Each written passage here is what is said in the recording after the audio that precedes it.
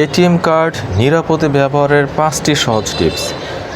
ATM card নিরাপদে ব্যবহারের জন্য 5টি সহজ টিপস বলছি।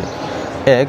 আপনার পিন নম্বর কাউকে জানাবেন না, এমনকি ব্যাংক কর্মীকেও না, এবং এটিএম কার্ড ব্যবহার করার সময় অন্য হাত দিয়ে কিপ্যাড ঢেকে রাখুন যাতে কেউ দেখতে না পারে। 2. এটিএম বুথে অন্য কেউ থাকলে লেনদেন বন্ধ রাখুন। 3. টাকা তোলার পর রিসিট ফেলে না রেখে সঙ্গে নিয়ে নিন। 4.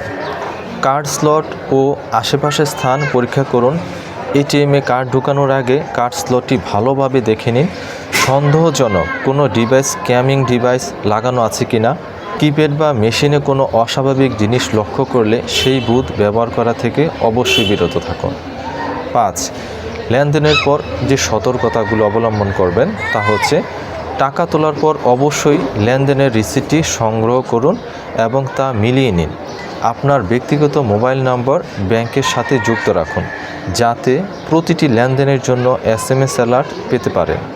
এতে কোনো সমস্যা হলে দ্রুত ধরা পড়বে। এগুলো মানলেই আপনার টাকা অনেকটাই সুরক্ষিত থাকবে।